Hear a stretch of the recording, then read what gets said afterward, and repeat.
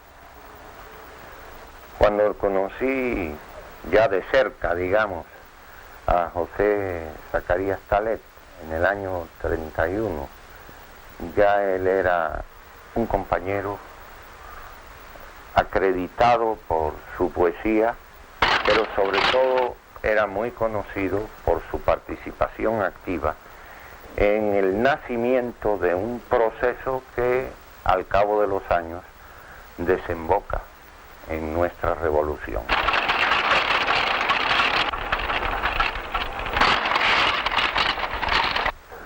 El proceso que surge, se revela en 1923 con la actividad del grupo de los 13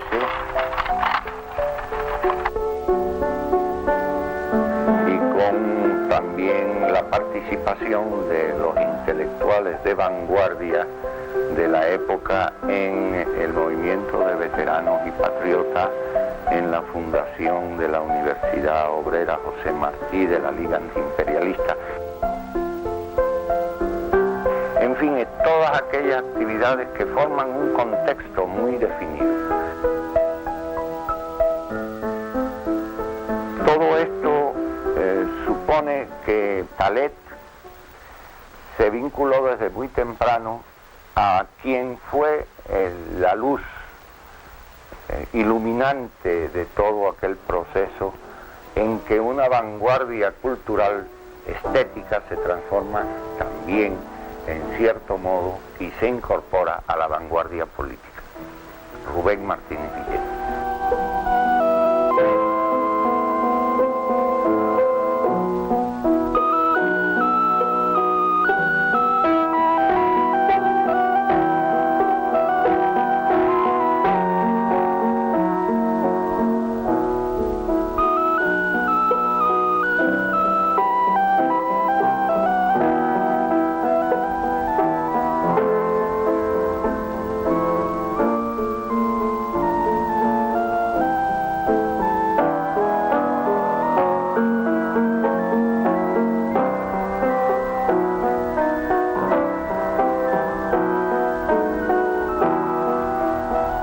En 1922, Fernández de Castro un día me dijo: ven al Fígaro, voy a llevarte a la tertulia del Fígaro, porque conocí allí 2 poetas muy interesantes, Rubén Martínez Villena y Enrique Serpa. Me llevó allí, conocí a los 2 y a otros más, y Rubén y yo vimos que ya nosotros nos habíamos conocido alguna vez y no dábamos pie con bola en eso, hasta que él se recordó que íbamos con dos amigos mutuos y los dos amigos eran amigos entre sí y nos presentaron y ya quedamos Rubén y yo amigos a la vez.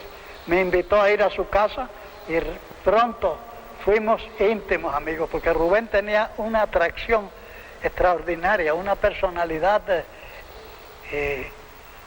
que influía sin hacer empeño en ello, en los amigos. Así fue como llegamos a ser íntimos hasta que íbamos más adelante, fuimos cuñados. Nosotros nos pasábamos muchas horas conversando de todo en el Parque Central y todo, hasta que llegó la protesta de los 13.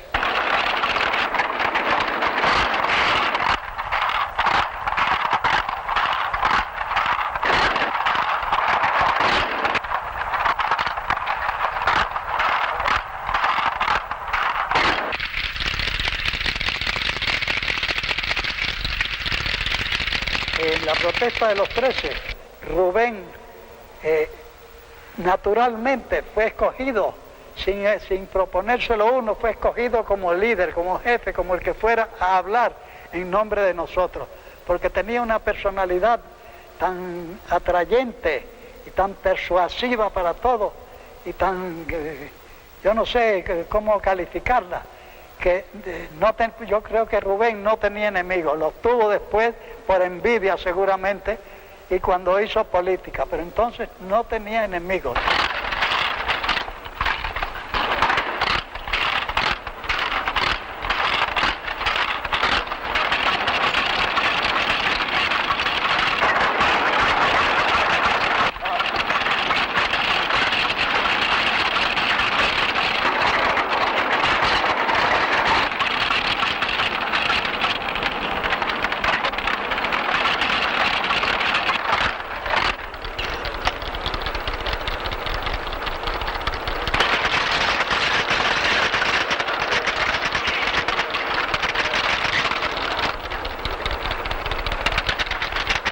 Yo me inicié en el periodismo con un artículo publicado en el Universal contra el gobierno de Saya. Se titulaba La Ola Cóprica. Ya ustedes supongo que sabrán qué cosa es la ola cóprica. Viene de coprofagia, habrán oído decir, coprofagia que tanto abunda en ciertos medios.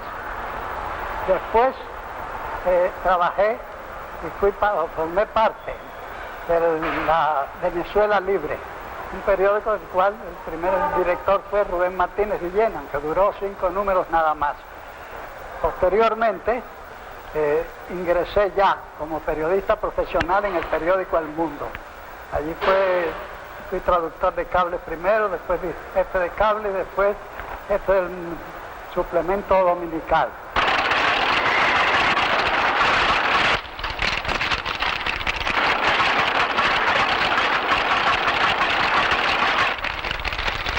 El año 27 se incoa aquel proceso famoso de los comunistas en el que está Talet y están prácticamente todos los intelectuales del grupo, más estudiantes que ya se habían distinguido y que especialmente habían encontrado una forma, un nexo de unión con aquel que fue el primero de los intelectuales que se vinculó al movimiento de las masas, que fue Julio Antonio Mella.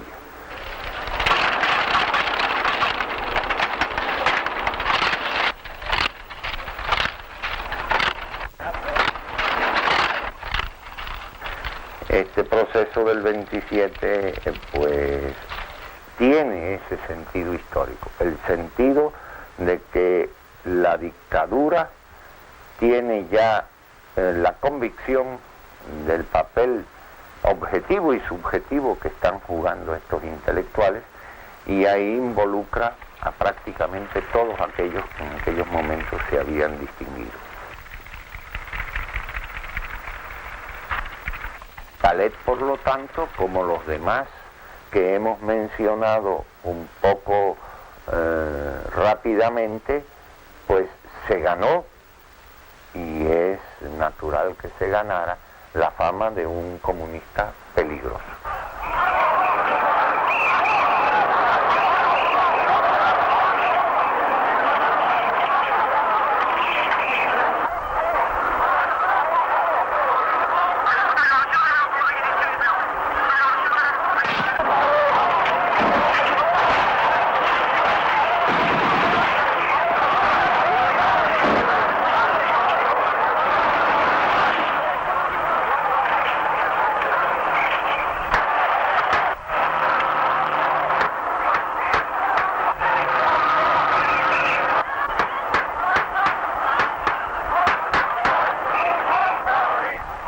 la caída de la dictadura de Machado y poco tiempo después, se necesitaba en Cuba una prensa revolucionaria, una prensa que respondiera a los grandes intereses del pueblo cubano, de la parte más desposeída del pueblo cubano.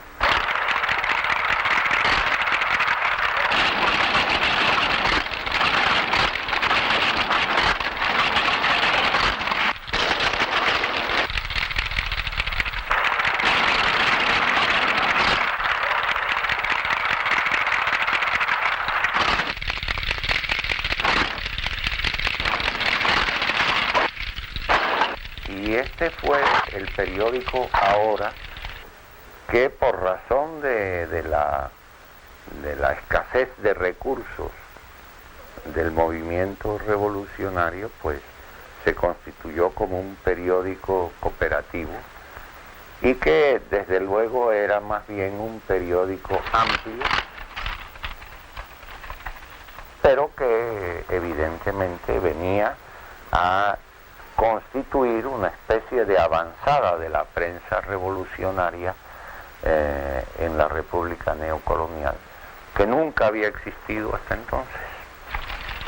Talet pues se incorporó a ese periódico con toda su capacidad de organización, con todo su talento de escritor además, con toda su adhesión y su comprensión a los objetivos fundamentales del momento, y constituyó, como usted muy bien decía, compañero, una especie de hombre orquesta en la redacción del periódico. Ahí se reveló, pienso yo, Talet como tanto como periodista como organizador de una redacción periodística, que es sin duda, en el caso de un periódico, y sobre todo de un periódico que trata de lograr determinados objetivos que la prensa nunca se había planteado hasta entonces, es una tarea compleja y difícil. Este periódico pues representa, y Talet es, no pienso que exagere, su máximo exponente interno, representa toda una novedad histórica en el periodismo cubano y es un verdadero monumento al que debemos acudir constantemente en la búsqueda de la formulación que en aquellos momentos tenían los problemas del futuro de Cuba.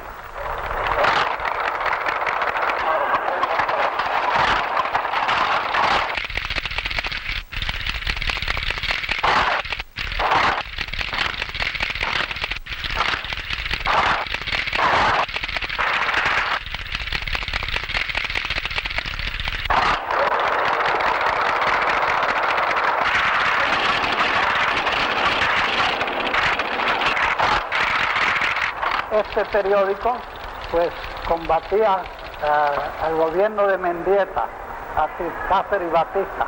Desde luego no nos daban anuncios, los anunciantes no nos daban anuncios y nosotros pasábamos las de Caín, pero gozábamos porque podíamos decir lo que queríamos. Como así lo hacíamos, por medio de aquel órgano que fue verdaderamente un órgano de la revolución.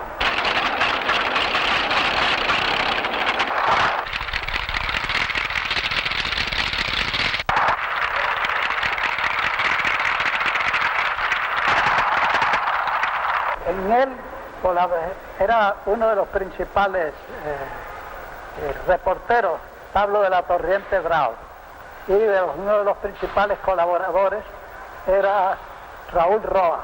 Figúrese los artículos que escribían unos y otros. Pablo hacía unos reportajes que ahí están todavía, se han publicado posteriormente. Y Roa hacía artículos de esos que él acostumbra, sin pelos en la lengua. nosotros hacíamos una campaña contra los bonos del Chase Bank, National Bank, que era un chivo del gobierno. Y entonces un día se nos presentó el comandante Belisario Hernández, que venía de parte de Batista, a ofrecernos 40,000 pesos por dejar de hacer la campaña contra los bonos del Chase. Nosotros preferimos seguir pasando hambre prácticamente y gozando a la vez, como lo prueba las 33 semanas que nos quedaron a deber cuando se terminó el periódico, que fue cerrado durante la huelga de marzo de 1935, en que nosotros hacíamos campañas a favor de la huelga, creíamos en ella. El último editorial que yo no publiqué, que yo escribí, se llamó El principio del fin. Ese editorial no salió a la calle porque a las 3 de la madrugada nos cerraron el periódico y se quedó sin salir.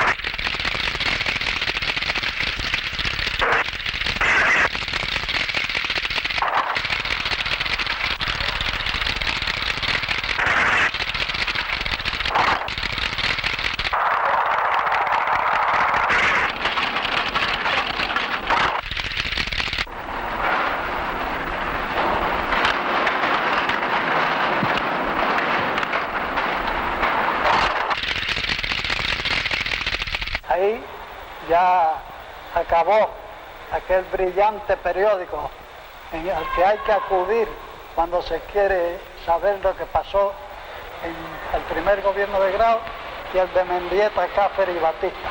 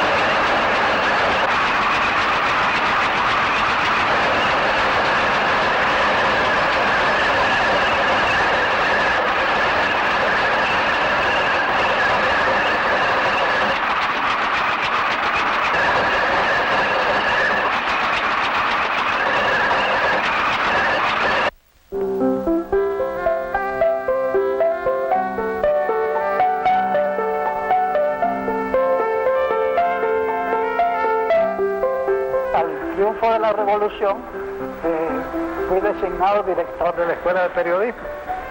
Al mismo tiempo yo dejé el país al año 60, pero en el año 61 ingresé de nuevo en el periodismo cuando hicieron a Van Wemmer director del Mundo.